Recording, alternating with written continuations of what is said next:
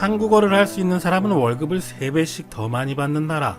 전국에서 한국어학과 커트라인이 가장 높은 점수를 기록한 나라. 일본이 엄청나게 공들여 투자를 했지만 한국이 진출하면서 1위를 뺏어버리고 있는 나라가 있습니다. 그 나라는 바로 베트남입니다. 베트남의 한국 학구열이 뜨겁습니다. 베트남 대학의 한국어학과는 2017년 23개에서 올해 29개로 늘었고 학생은 9,600명에서 16,000명으로 늘었습니다. 사설학원도 인기여서 박항서 감독의 전담 통역사가 원장인 베트남 최대 한국어학원 가나다어학당은 전국에 9개 지점이 있고 수강생만 13,000명이라고 하며 크고 작은 사설학원, 개인과외 등은 수천 개에 이른다고 합니다.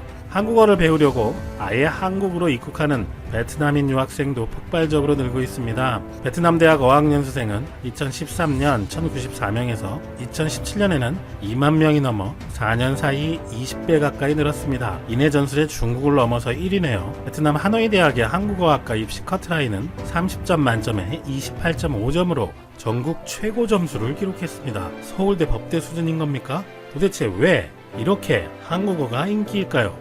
베트남 하노이대의 한국어학과 교수들은 한국 대기업들이 졸업 후 2년 동안 회사에 근무하는 조건으로 장학금을 주고 학생들을 선점한다고 하며 한국어학과의 취업률은 120%라는 우스갯소리가 그냥 나온 말이 아니다라고 전합니다. 또 베트남 한국 기업에 취직하고 싶어서 낮에 아르바이트를 하고 밤에는 학원을 다니는 친구들도 많고 영어를 쓰는 직원보다 한국어를 쓰는 직원이 우대받는 나라이다라고 얘기합니다. 베트남에서 한국어 열풍이 이렇게 심한 이유는 베트남의 한국 기업과 그와 연관된 기업들이 월급을 약 2~3배 가까이 많이 주기 때문이라는데요.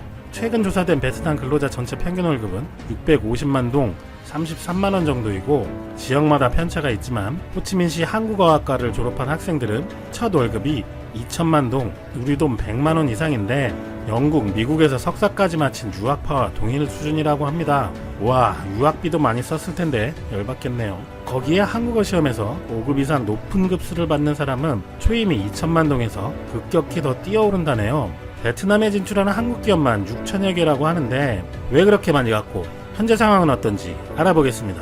19세기 말에 베트남은 프랑스의 지배를 받게 되었는데 1940년대에 베트남을 일본이 침공하여 베트남에 일본군을 주둔시켰고 1945년에는 베트남 제국이라는 괴뢰 정부를 세우고 현지인들을 탄압하고 물자를 수탈했습니다.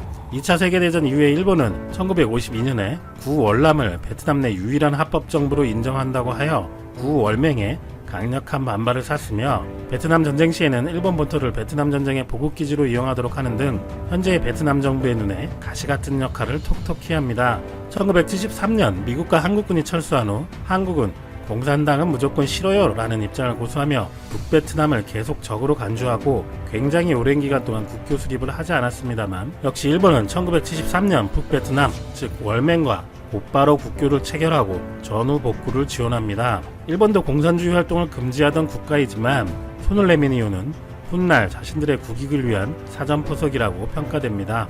이후 베트남의 캄보디아 침공으로 소원해졌던 일본-베트남 관계는 1980년대 베트남 정부가 개혁 개방을 표방한 이후로 ODA, 즉 정부개발 원조를 통한 대규모 원조와 경제협력을 진행했습니다. 이후에도 떤선넷 국제공항, 간토교, 하이반 터널 등 기간산업 인프라를 건설 지원합니다. 외교적으로도 중국을 견제하기 위해 협력하는데 2018년에는 보노다로 외상이 남중국 문제 등에 대응하기 위해서 경제협력 등 지원을 약속했습니다. 그런데 베트남 사람들은 일본의 우호적이기만 한 것도 아니고 일본의 지배를 받은 역사 때문에 다른 동남아 국가처럼 반일 입장을 보일 때도 있다고 합니다. 이렇게 일본은 40년 전부터 베트남에 공을 들여서 일본의 기간산업 인프라뿐만 아니라 전자, 자동차 등의 점유율이 상당히 높은 일본판이었는데 한국이 나타났습니다.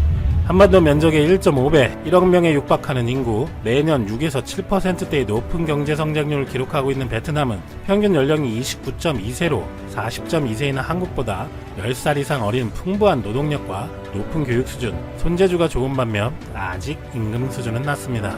결국 기업 입장에서는 젊고 능력 있는 노동력을 적은 비용으로 쉽게 구할 수 있었기 때문에 한국은 베트남 진출을 가속화하였고 한국 기업들의 베트남 직접 투자는 2018년 기준 누계로 610억 달러로 일본을 추월하여 1위를 달성하였고 2017년, 18년에는 일본보다 다소 주춤하였으나 2019년 다시 일본보다 많은 투자를 하고 있습니다. 또한 2015년 FTA 발효 이후 베트남은 우리의 3위 수출국가로 떠올랐습니다. 별 도움 안 되는 일본보다도 높은 순위이지요. 더불어 엄청난 무역 흑자 규모를 기록하고 있습니다. 그리고 마침내 올해 10월 기준으로 보면 베트남 입장에서 한국은 교육 규모에서는 중국 다음에 2위이고 베트남에게 최대 무역 흑자를 기록하는 나라가 되기도 하였네요. 40년 먼저 공을 들여온 일본은 우리나라의 절반 정도의 교역량밖에 안 되는군요. 이렇게 되어 한국 제조업이 베트남 경제를 먹여 살린다는 말까지 생겼습니다. 베트남 전체 수출액에서 한국 기업이 차지하는 비중이 35%에 달할 정도로 우리나라에 대한 성장 의존도가 높기 때문입니다. 베트남에 진출한 한국 기업은 6,000개를 넘어섰고 그중 제조업 부문이 70%가 넘는데 한국 기업은 베트남을 제2의 글로벌 생산기지로 만든 1등 공신이자 베트남 경제를 움직이는 큰 축이라고 평가되고 있습니다. 그럼 베트남에서 한국 기업들의 위상은 어떤지 보겠습니다. 삼성은 베트남에 또 하나의 삼성공화국을 세웠다 라고까지 평해지는데 베트남에서 삼성이 차지하는 존재감은 먼저 숫자로 증명됩니다. 베트남은 수출의 71%를 해외 투자 기업에 의존하고 있는데 이 가운데 삼성이 40% 이상을 차지합니다. 삼성전자 베트남 법인의 2018년도 수출액은 600억 달러, 약 68조 원에 이르는데 베트남 전체 수출액의 3분의 1에 육박합니다. 삼성은 갤럭시 스마트폰 절반가량을 베트남에서 만들며 15만 명을 고용하고 있습니다. 베트남의 수출 1호 품목은 휴대전화인데 오직 삼성만 만듭니다. 삼성에게도 베트남은 큰 비중을 차지하고 있어서 삼성전자 베트남 법인의 경우 지난해 21조 원의 매출액과 1조 8천억 원에 가까운 순이익을 내는 생산기지이고 타이웅현성의 제2공장 법인은 28조 원의 매출액과 2조 원이 넘는 순이익을 내는 핵심입니다. 최근에는 중국의 마지막 생산 공장을 폐쇄키로 최종 결정하며 중국에서 쓰던 생산 설비를 베트남으로 이전해 베트남 스마트폰 생산 비중을 기존 57%에서 70% 수준까지 늘릴 것으로 전망됩니다. 삼성전자의 진출로 베트남 정부 차원에서도 지원을 아끼지 않으며 추가적인 삼성의 투자를 적극적으로 유치하고 있습니다. 지난해에는 이재용 부회장이 베트남 총리를 면담하며 베트남을 세계 최대 생산 전략기지로 삼기 위해 논의하기도 했다고 합니다. LG전자도 최근 들어 베트남 투자를 늘리며 올 하반기 중에 스마트폰 생산 전체를 베트남 하이폰 공장으로 이전하는 방안을 실행해 옮기기 시작했으며 TV, 세탁기, 청소기, 에어컨 등을 생산하고 있습니다. LG전자의 베트남 생산 결정은 뒤늦게 느껴지지만 영업적자를 기록하고 있는 스마트폰 생산지를 바꾸는 극단의 조치가 필요했을 것입니다.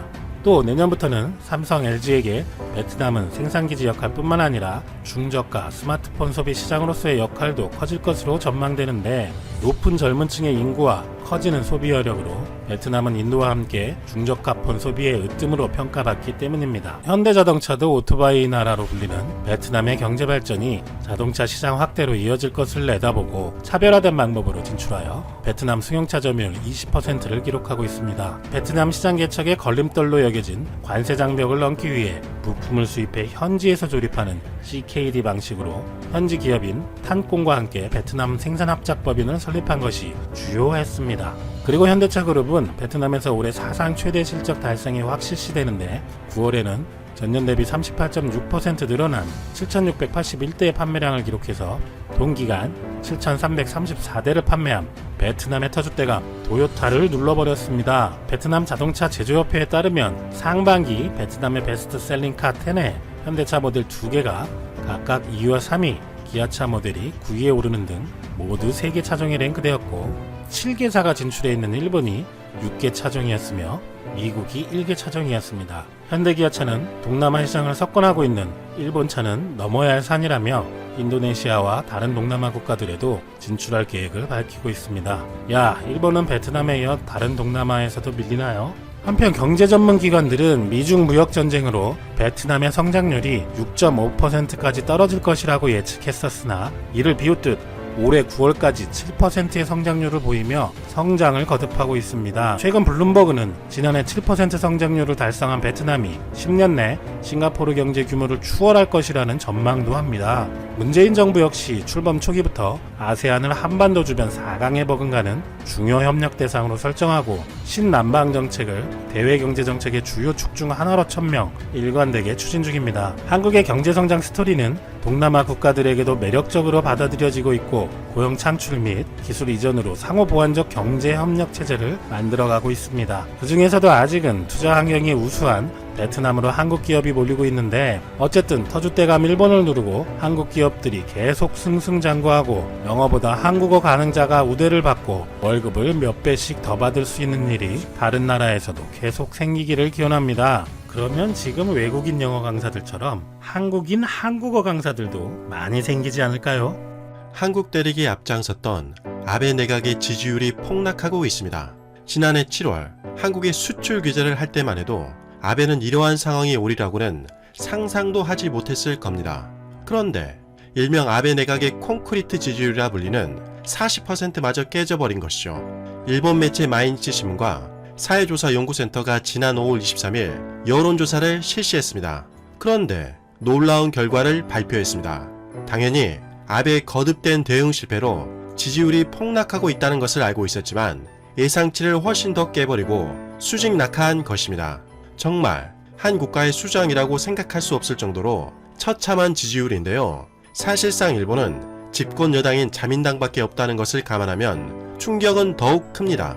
조사에 따르면 아베 내각의 지지율은 27%밖에 나오지 않았습니다. 지난 4월 8일에 조사했을 때는 지지율이 44%였고 지난 5월 6일에 실시한 조사에서는 40%였는데 구로 13%나 더 떨어진 27%밖에 되지 않은 것이죠. 심지어 아베를 지지하지 않는다는 응답은 더욱 급격하게 증가했습니다. 5월 6일 조사에서는 45%가 아베를 지지하지 않는다였는데 이번에는 64%까지 폭증했다는 것이죠.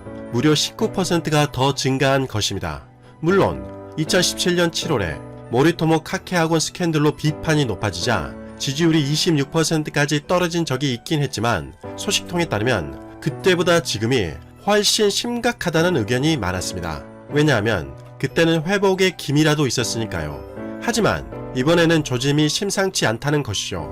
자민당의 지지율 역시 폭락한 것은 마찬가지였습니다. 지난 4월 8일 조사에서는 34%, 5월 6일 조사에서는 30%, 5월 23일 조사에서는 25%로 추락했습니다. 사실 아베는 이렇게 불길한 조짐을 보이자 자신의 최측근인 구로카와 히로무 검사장을 계속 검찰 고위직에 두고 싶어 했습니다. 구로카와는 올해 2월에 63세로 정년을 맞이해 퇴임할 예정이었지만 아베는 지난 1월 말에 전례 없이 구로카와의 반년간의 정년 연장을 결정했습니다. 하지만 그걸로 부족하다고 여겼던 아베가 이번에는 법을 개정해서라도 검찰 간부의 정년을 내각에서 연장을 결정할 수 있는 법안을 추진했었습니다. 아베의 입맛에 맞는 검찰 간부만 남겨두겠다는 의도가 담겨있는 것이죠. 소식통에 따르면 아베가 이렇게 무리수를 던진 이유가 구로카와 검사장을 총장으로 임명하기 위해서 이런 결정을 한 것이라는 분석이 지배적이었습니다. 그런데 이번에 구로카와가 내기마작을 했던 것이 들통나면서 모든 것이 수포로 돌아갔습니다. 일본 매체 주간 문춘에 따르면 도쿄 고등검찰청의 검사장에 구로카와가 산케이 신문 사회부 기자와 아사히 신문 전 검찰 출입 기자들과 내기마작을 했던 것이 주간 문춘의 취재로 밝혀졌습니다. 사건이 발생한 것은 지난 5월 1일. 그때는 일본이 비상 사태를 선언해 불필요한 외출 자제를 요청한 때입니다. 아베 총리도 사람과의 접촉을 80% 감소시키겠다고 강력하게 요구한 때에 아베 최측근으로 분류되는 구로카와 씨가 내기마작을 한 것이죠. 일본인들의 외출 자제로 인해서 일본 경제가 휘청거리며 일본 국민들이 아우성일 때 아베 측근들은 전혀 딴 세상에 살았던 것입니다. 마작을 끝낸 구로카와 씨는 산케이 신문이 준비한 전세 차량을 타고 귀가했습니다. 하지만 그것이 끝이 아니었습니다. 또 지난 5월 13일에도 마찬가지로 구로카와 씨는 심야까지 마작을 한 것이 들통난 것이죠. 산케이 관계자의 증언에 의하면 구로카와 씨는 예전부터 복수의 미디어 기자와 내기 마작을 즐기고 있었고 최근에도 쉬지 않고 마작을 계속 즐겼다고 합니다. 당연히 아베 정권에 대한 비판의 목소리는 날이 갈수록 더욱 높아졌습니다. 하지만 아베 내각은 어떠한 결정을 내렸을까요? 아베 내각은 별일 아니라는 듯이 구로카와를 겨우 훈고 처분하는 것에 그쳤습니다. 이에 대해 일본인들에 대한 여론조사를 확인해보면 충격을 금할 길이 없을 정도로 아베 내각에 대해 질타하기 시작했습니다.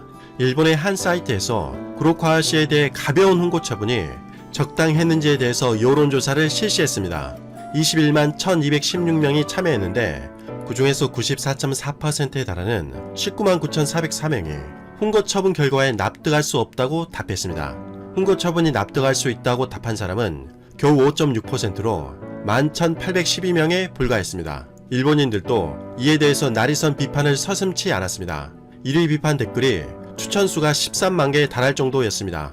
기사에 달린 댓글을 확인해보면 훈거 처분이라니 말이 되지 않는다. 구로가와에게 퇴직금을 절대 줘서는 안 된다. 구로카와 씨의 사표를 받은 채 징계 해고를 하지 않으면 일본인들의 검찰에 대한 신뢰는 붕괴된다는 것을 모르는가. 일엔이라도 남의 돈을 훔치면 절도인데 구로카와 씨가 한 것은 도박이 아니라면서 훈고 처분으로 끝내는 가치관을 도저히 이해할 수 없다. 일본인으로서 이런 사건이 발생했는데도 아베 내각을 27%나 지지하는 것에 놀랍다. 이런 지지층이 있으니 아베 정권은 앞으로도 파렴치한 운영을 거듭할 것이다. 라는 등의 격앙되어 있는 비판 댓글이 압도적으로 많았습니다. 아니, 일본인들 스스로 아베를 역사상 최장수 총리로 만들었으면서 이제야 비판하고 있다니 어이가 없을 정도인데요. 이런 아베 정권이 C19 대처를 잘하고 있을까요? 전혀 그렇지 않다고 합니다. 일본은 현재 통계조차도 제대로 집계하지 못하고 있다는 자조 섞인 기사가 나왔습니다. 일본의 비참한 현실을 꼬집은 것이죠. 지난 5월 14일 아사히 신문에 따르면 C19 양성률 계산이 일본의 지역마다 제각각이라고 보도했습니다. 이에 대해서 일본의 전문가들은 정확해야 한다고 지적했습니다. 너무나도 당연한 것을 일본은 지금까지 하지 못하고 있었던 것이죠. 기사에 따르면 정말 경악스럽게도 일본에서는 C19 양성률을 집계하는 통일된 계산법 자체가 존재하지 않는다고 밝혔습니다. 그러면 일본은 어떻게 지금까지 통계를 내고 발표한 것일까요? 그리고 무슨 자신감으로 일부 지역의 비상사태 선언을 해제한 것일까요? 소식통에 따르면 C19 양성률은 감염 상황을 파악하는데 매우 중요한 지표가 된다고 합니다. 그런데 일본은 지금까지 양성률조차도 잘못된 집계를 하고 있었던 것이죠. 기사를 확인해보면 PCR 검사를 받는 사람 중에서 지역에 따라 민간에 의한 검사 건수를 포함하지 않거나 같은 사람이 여러 번 검사했을 때마다 취급이 다르다고 합니다. 일본은 C19 테스트 제도 곳곳에 허점이 있는 것이죠. 이러니 일본 내에서 어느 누구도 제대로 된 통계를 모르고 있다는 말이 허언이 아닌 것입니다. 지역별로 확인해보면 도쿄는 당초 정부가 실시하는 검사만 집계했고 민간병원 등에 의한 검사는 파악하지 않았습니다. 하지만 비판 여론이 계속되자 지난 5월 8일부터 처음으로 민간 집계도 포함시킨 것이죠. 가나가와와 효고 등에서는 현재도 민간병원 검사는 집계하지 않은 것으로 나타났습니다.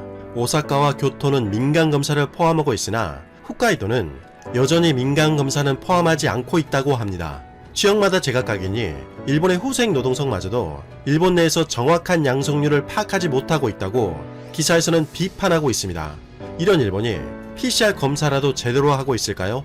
일본의 뉴스를 확인해보면 전혀 그렇지가 않습니다. 한국 정부는 단 한 명의 의심 환자가 발생해도 뛰어난 IT 기술을 동원해 테스트를 실시하고 있습니다. 단 한 명의 환자가 확산의 매개체가 될 수 있기 때문이죠. 그러기에 한국인들은 한국 정부를 신뢰하는 것이고 미국을 포함한 세계 각국이 한국에 대해서 극찬을 이어가는 것입니다. 그러나 지난 5월 24일 서일본 신문에 따르면 39도에 달하는 열이 나고 있어도 일본 당국은 PCR 검사를 해주지 않았다는 기사가 보도되었습니다. 기사에 따르면 일본도 현재 한국의 드라이브스루 방식을 도입해서 검사의 속도를 높이기는 했지만 여전히 부족하다는 것이죠. 아베는 일본 정부가 하루 목표인 2만 건을 달성했다고 언급했지만 현장에서는 여전히 실제 검사 수가 한참 모자란다고 합니다. 말로만 검사 수를 달성한 것입니다. 일본의 한 여성은 39도에 가까운 열이 나자 일본의 의료기관에 문의했지만 4곳에서 외래 진료가 거절되었고 보건소 상담 전화도 연결되지 않았다고 합니다. 후생 노동성에 따르면 일본의 일일 검사 건수는 5월 17일 기준으로 23,139건으로 증가했다고 밝혔습니다. 그러나 기사에 따르면 일본의 실제 검사 수는 1일 5,000건에서 8,000건 정도밖에 되지 않을 것이라고 추정하고 있습니다. 그러한 이유에 대해서 검사 현장에서 장비 부족과 인력의 한계 때문에 검사하고 싶어도 못하다는 것이죠. 즉 일본은 양성률 통계뿐만 아니라 자체 C19 테스트 통계조차도 수치가 엉망이라고 추측할 수가 있습니다. 당연히 일본이 사실상 통계를 조작하는 것 아닌가 하는 의구심을 품을 수밖에 없습니다. 이렇게 최악의 상황에서 일본 매체 아베마 타임즈에 따르면 도쿄 등을 포함한 5개 지역에 긴급사태 선포를 해제하는 방향으로 최종 조율 중이라고 보도했습니다.